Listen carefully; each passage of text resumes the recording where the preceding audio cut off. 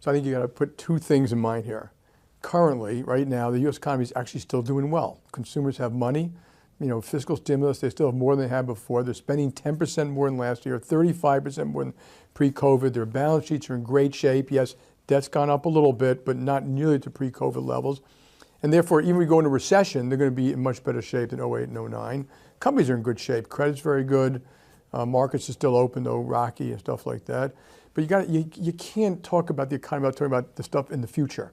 And this is serious stuff, okay? This is inflation, which obviously is changing the effect of those numbers I just told you about.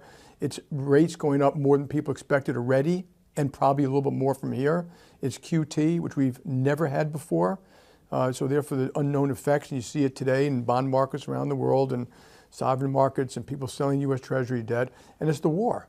And these are very, very serious things, which I think are likely to push the U.S. And the world. I mean, Europe is already in a recession, and they're likely to put U.S. in some kind of recession 6-9 months from now.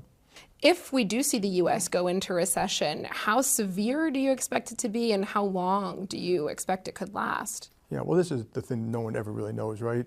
You do have a strong consumer going into it. Businesses are in pretty good shape, but they were amazingly resilient during COVID. Even the ones that had no government support and stuff like that. And I think governments did do a hell of a job getting the thing to recover. So we don't know. I mean, now you have to look at the range of outcomes. It can go from very mild to quite hard, and a lot will rely on what happens to this war. Mm-hmm. So I think to guess is hard. Be prepared. But the one guarantee, which we've been consistent about, is volatile markets.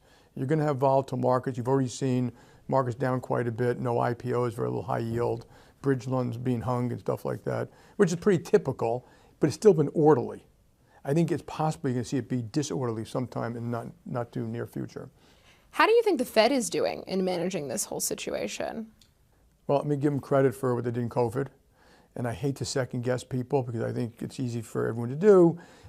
In hindsight, they waited too long and did too little, and QT should have started soon and all that. But they're clearly catching up.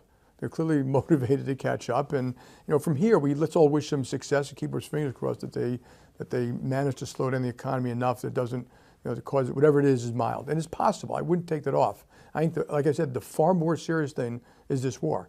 Far more serious than the short-term effect of the economy and things like that.